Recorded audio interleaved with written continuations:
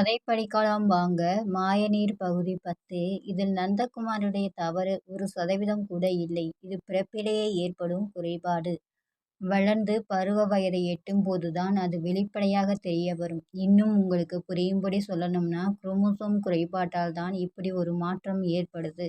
அதாவது குழந்தை உருவாக குரோமோசோம்கள் தேவைப்படும். மொத்தம் 46. அதில் ஆணிடம் 23ம் பெண்ணிடம் 23ம் ஆண் பெண் சேர்க்கையின் போது ஏற்படும். இதில் கூடுதலாகவோ குறைவாகவோ கிடைக்கப் பெற்றால் அந்த கரு நிலைக்காது.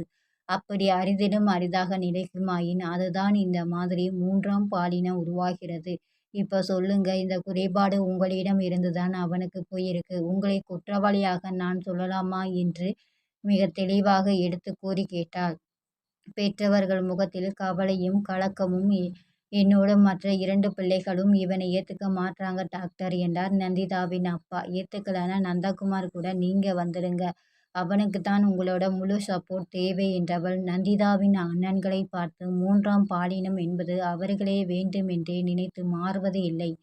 இது விடை சொல்ல முடியாத இயற்கையின் விளையாட்டு. மருத்துவத்தால் தீர்க்க முடியாத பிரச்சனை. அவர்கள் என்னவாக மாற நினைக்கிறார்களோ அப்படியே மாற விடுவதுதான் நல்லது.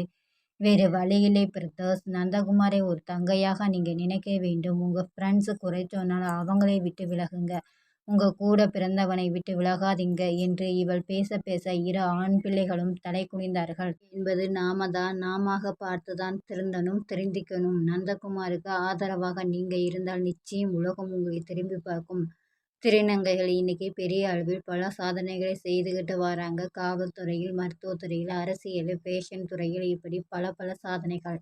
உங்களைப் போல் ஏத்துக்காம வீட்டை விட்டு விரட்டுறவர்கள் தான் பிச்சை எடுத்தும் பல இழிவான செயல்கள் செய்தும் பிழைக்கிறாங்க என்றவள் அனைவருக்கும் பொதுவாக கைகூப்பி, ப்ளீஸ் நந்தகுமாரோட இஷ்டப்படி விடுங்க. அவனுக்கு பிடித்த படிப்பை படிக்க விடுங்க. ஒரு உயிர் போக காரணமாக இருக்காதீங்கள் என்றாள். சில நிமிடங்கள் அங்கே மௌனம் நிலவியது. பிறகு இளைஞர்களில் ஒருவன் கைகூப்பி, மன்னிச்சிடுங்க டாக்டர். அவனுக்கு பிடிச்ச மாதிரி அவன் இஷ்டப்படி வாழட்டும். நாங்க எந்த பிரச்சனையும் பண்ண மாட்டோம் என்றான். புரிஞ்சுக்கிட்டதுக்கு நன்றி என்றவள் அனைவருக்கும் பொதுவாக அவனுடைய மாற்றங்கள் ஏத்துக்குங்க. வார்த்தைகளால் துன்புறுத்தாதீங்க. உங்க உறவுகளும் நட்புகளும் ஏத்துக்கலன்னா அவங்களை ஒதுக்கி வைங்க. நீங்க பெற்ற பிள்ளைகளை விரட்டாதீர்கள் என்றார். நிச்சயம் விரட்ட மாட்டோமா. அவனுக்கு பிடிச்ச படிப்பை படிக்க வைக்கிறோமா. அவனோடு சேர்ந்து துணையாக நிற்போம் என்றாள் பெற்றவள். நல்லது. அறுவை சிகிச்சைக்கு நல்ல டாக்டரா நாங்கள் சொல்லுவோம். அதுவரை பத்திரமாக பார்த்துக்குங்க. அவன் கூட நிறைய பேசுங்க என்றவள் அவர்களை பார்த்து சிரித்து, பாருங்க நானும் கூட அவன்தான் சொல்கிறேன். முதல் மாற்றம் என்னிடமிருந்தே வரட்டும். நந்தகுமார் இனி உங்கள் மகள் நந்திதா என்றார். அதன் பிறகு தனது லேப்டாப் மூலமாக 3ஆம் பாலினத்தின் விளக்கங்களை, அதற்கான தீர்வுகளையும் அறுவை சிகிச்சை முறைகளையும் அவர்களுக்கு சுட்டிக்காட்டினாள். ஆண்டவனை அர்த்தநாதீஸ்வரரே என்று கொண்டாடும் நீங்கள் அதே மனித பிறவிகளை இவர்களுள் கடவுளின் படைப்புகள்தான் என்று கொண்டாடுங்கள் என்று கூறி அவர்களை அனுப்பி வைத்தாள். எதையோ சாதித்தது போன்ற ஒரு நிம்மதி. அவளால் ஒரு உயிர் பாதுகாக்கப்பட்டிருக்கு. எழுந்து சென்று தண்ணீர் குளித்துவிட்டு சன்னோரமாக வந்து நின்றாள்.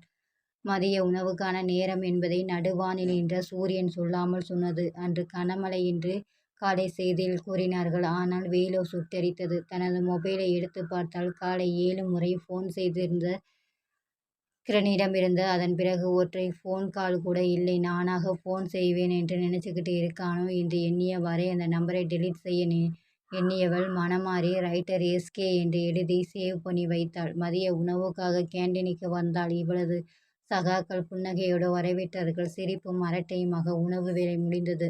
அறைக்கு திரும்பும்போது சுதேசியிடமிருந்து போன் கால் வந்தது. நேற்று இவளை பற்றி தெரிந்ததிலிருந்து இருப்பு கொள்ளாமல் தவிக்கிறான் என்பது மட்டும் தெளிவாக புரிய மெல்லிய சிரிப்புடன் ஆன் செய்து, சொல்லுங்க தேசி என்றாள். என்ன பண்ற கீர்த்தி. நாம மீட் பண்ணலாமா என்று கேட்டான். டியூட்டியில் இருக்கேன் தேசி என்றாள். இல்லை, நாம பேசணும் கீர்த்தி. எனக்கு கொஞ்சம் பதட்டமாகவே இருக்கு என்றான் தேசி.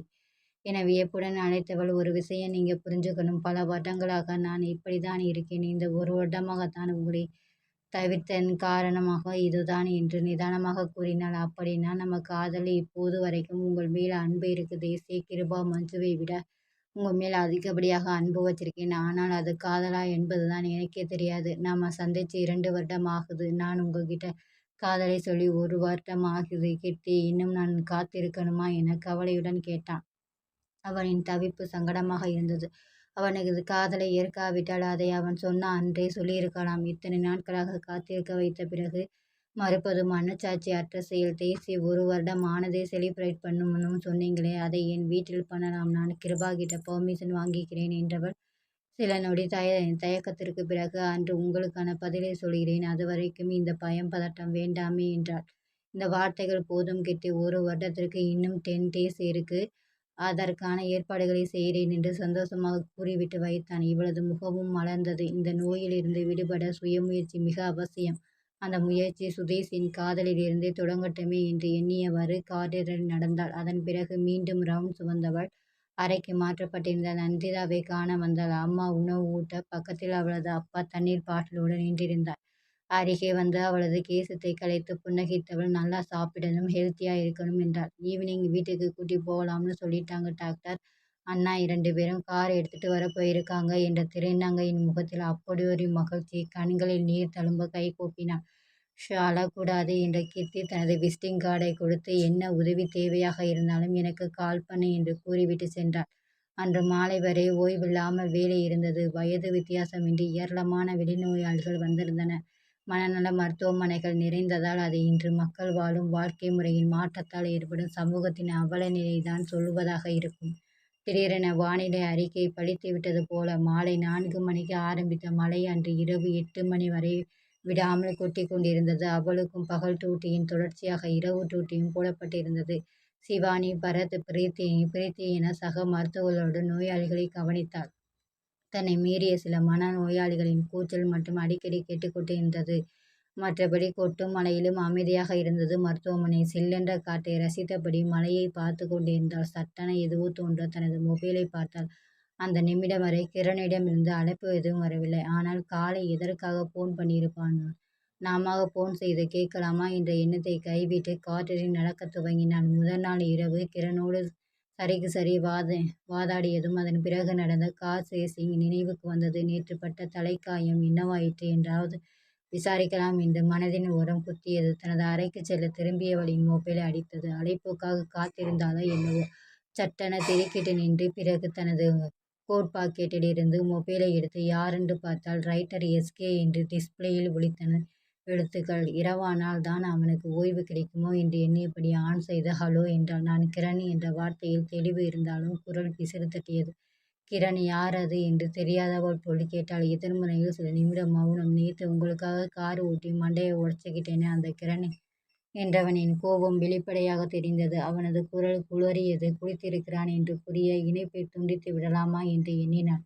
அதற்குள் அவனாகவே, நல்லா குடிச்சிருக்கேன் கீர்த்தி, நிறைய குடிச்சிருக்கேன். என்னை ஒருத்தி ஏமாத்திட்டா, அந்த ஏமாற்றம் தாங்க முடியாமல் குடித்தேன் என்றான்.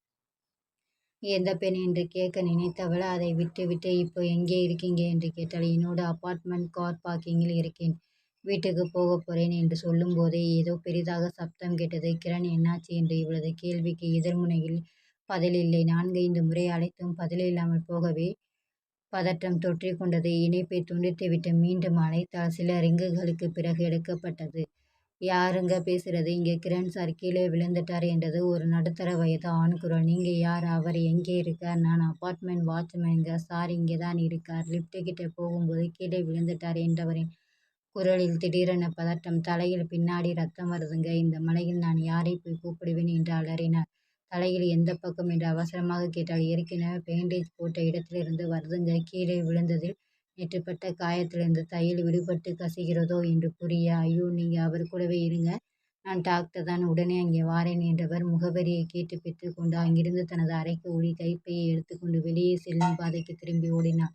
ஆம்புலன்ஸை அழைத்தால் அது கிரணுக்கு இடைஞ்சலாக இருக்கக்கூடும். பிரபல எழுத்தாளர் குடிபோதையில் கீழே விழுந்து மண்டை உடைத்து என்று நாளை செய்தித்தாளில் வந்துவிடும். என்ன செய்வது என்று புரியாமல் வெளியே நின்றிருந்த போது ஒரு கார் வந்து நின்றது. யாரோ ஒரு நோயாளியின் உறவினரை அழைத்து வந்த டாக்ஸி.